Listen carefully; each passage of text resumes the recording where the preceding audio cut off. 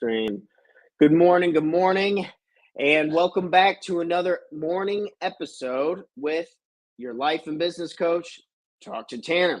This morning, I wanted to go over something a little bit more on the specific side of investing in real estate. So, if you're interested in this at all, some of this might be common knowledge, a lot of it isn't. So, it's kind of just a nice little how to can do and what to expect when market cycles continue to shift, because the housing market, probably one of the biggest and most powerful ones in the world, creating more millionaires than any other industry, gives us a quick little fresh look. And a lot of it's not rocket science, which is fantastic, because I'm not the smartest man on the planet by any means, but I'm willing to listen, I'm willing to learn, and willing to try and see where we fit in. So today, again, we're talking about what happens in real estate when interest rates rise, and we're taking more of an investor viewpoint. So there's three things that we're going to kind of briefly go over. So if you're just jumping on here for a quick second, to maybe you're having a sip of your coffee. Good morning, you're having a sip of your coffee, or you just want to check out what we're talking about today. Number one out of three things we're going to kind of go over to simplify this as much as possible from an investor's point of view. When interest rates go up, rental rates go up. This is a very key thing for landlords, for real property owners to understand and know. This is usually the whole point. This is usually the kahuna. I've raised rent on 80% of our units, and that's so you buy into the property, and then as interest rates are continuing to go up, less people can go buy a home of their own. When interest rates go up, less people can go out and buy a home of their own. So if they do not own their home, what are they doing? They're hopefully renting with us. So, and when the demand for the rentals goes up, the rental rates go up. This was one of the things that, it wasn't common knowledge right off the bat for me. It's like, down market, people can't afford shit, this and that. It's actually pretty wild that, just the pool of renters will go up as home ownership and the possibilities of buying it get put on hold. So, rental rates in most cycles, when we look out through history, I've studied more specifically the last 100 years in America, and then it's just like they're kind of blocked off into decades, close to around there.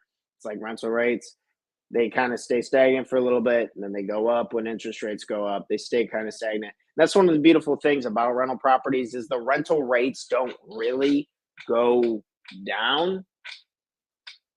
They kind of just either stay stagnant, and like when the interest rates are really low or next to nothing, like they were for the longest time. And then as they go up, we're raising rents again. Even in my area where I'm investing right now is a smaller town. Our total pool between the three towns combined is like 45,000. So buying into this market and having people not being able to, and where we're at with our number of units, it's not too hard to find people to move in, especially with powerful marketing tools like Facebook Marketplace that I pay for and all that kind of stuff. But you guys don't need that nitty gritty today. And if you do, sign up for a coaching session. But aside from that, interest rates, number one, rental rates go up. Number two, prices will come down. Prices come down. People can buy properties at a discount because there's less pool. There's a smaller pool of people who can either pay in cash or people who can actually afford financing to close and to purchase a property. So if you're going to go buy a house, and chances are there's going to be a lot less offers on the table because interest rates are really high. And I would argue that this isn't a great time to buy a single family home unless it's for an investment and the numbers make sense. We'll get more into that in a second. So there's less people to buy, and people need to move. People's lives continue to move on even when interest rates rise. Interest rates rise, But Jerry still just got a new job down in Florida. So he has to go move. And he can't get a new home unless he sells his existing home because it'll affect too much his debt to income. And I'm sorry if I'm throwing around a lot of terms. If you're into real estate, I'm sure you know what I'm talking about. But life changes, and that usually presents a lot of value and opportunity for investors when they go to purchase a property. So Jerry's got a new job down in Florida, and he's selling his house here in Illinois. So there's not nearly as many buyers or people putting offers on the table. So Jerry's got to come down in price. He was going to sell his house for $250,000, and now you have an investor, the only person offering to buy it because interest rates have gone up. I think, I don't know where the prime rate is at today. I think low 6.5 or something like that. We can double check here in a second. But only this investor is coming at him with $200,000. Well, he needs the money and he needs to move forward, so he sells it, and the investor gets a good deal on the property because he timed it right. That happens in a lot of instances, right? So prices come down, number 2. And number 3, and I had to throw this in there, and I'm sure a lot of people, because I work with a lot of real estate agents and a lot of lenders and stuff, focus solely on your criteria, the percent of return that you need to have, the terms that you set, interest rates.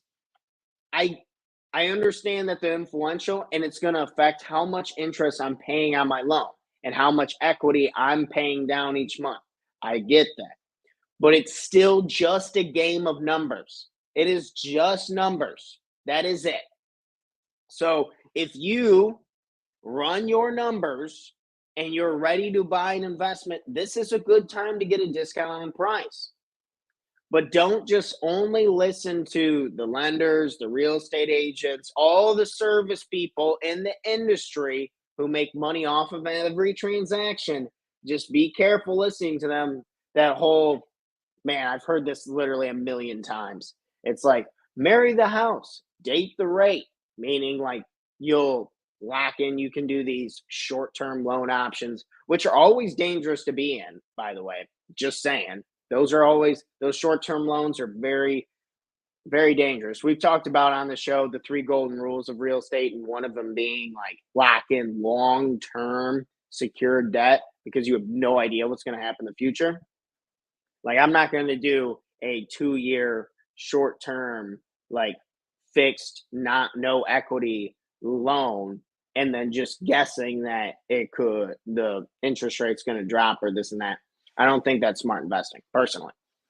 But everyone has their own. That's what I'm saying. Everyone has their own criteria that they're setting and the numbers that they know they need to be following. You just got to figure out yours. And if you don't know how to do that, please contact me. I'll give you some free tools. I'll show you. I have rental property calculators, everything like to help pick and set your criteria, whatever the hell you would need. If you just need something quick, something easy, you can sign up with the Linktree link below. I'd love to talk to you about it and give you whatever I can to help you get you on your way. But regardless, that's kind of the main 3 is when interest rates go up, rental rates tend to go up, prices on homes come down because the buying pool drops. And trust your numbers and not all the service individuals in the industry. Figure out real investors who are giving real offers and real numbers in your market. Talk to them. What are they willing to pay for? What are they willing to talk about? And not the rest of the bullshit of people who aren't even investing. And I'm sure they're knowledgeable in a lot of ways. I don't want to talk lenders and real estate agents down, but a lot of them aren't.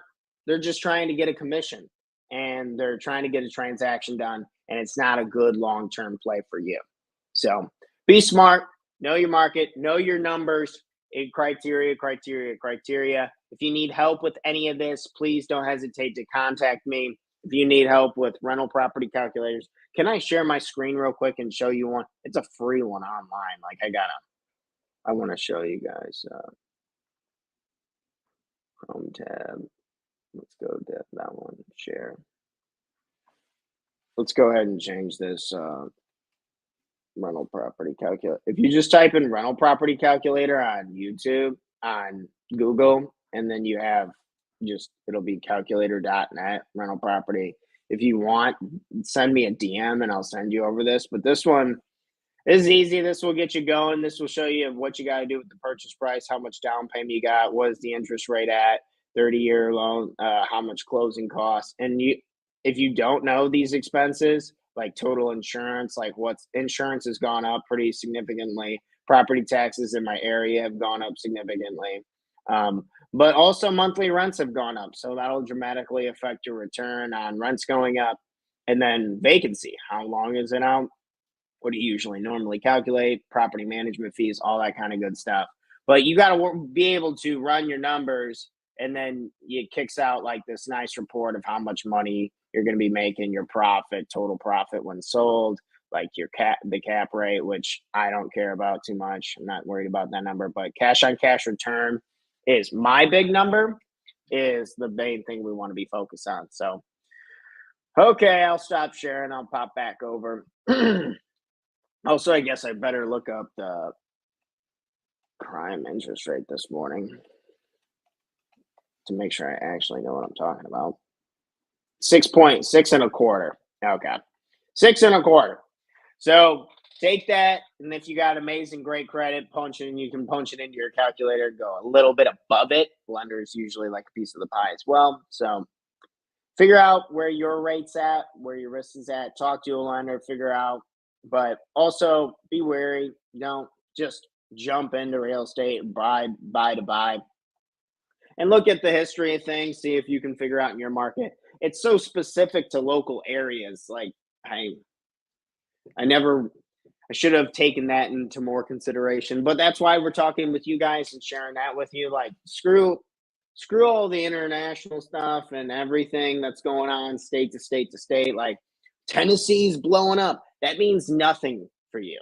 It's about buying single individual investments in neighborhoods and stuff like that. So don't worry about too much on the macro side of things when you're starting out, at least, because to get started, it's tough. You got to know an area really specifically, and there's a lot of people competing. So you got to be ready to know your numbers locally and compete. But all right, we're hopping off here. Thanks so much. This was a little more of a real estate rant, but I wanted to give you guys a little more into my world, the personal side, my end, things that you got to know, you got to study, you got to be learning to be able to crush it as an investor. But we'll be coming back here again tomorrow morning, October 19th, 7 a.m. Central Standard Time. I hope to see you guys all here. Good morning. Good morning. Have a great rest of your day. Cheers to you all. And I will be talking to you very, very soon, tomorrow morning, 7 a.m. Central Standard Time, live for episode 143. Oh, man. Today was 142. I forgot to write it on there. We're in the 140s. Holy moly. But have a great day, guys. Make it happen. Go out there and get your shit done. We got this. Let's roll together. Cheers. See you tomorrow morning, 7 a.m.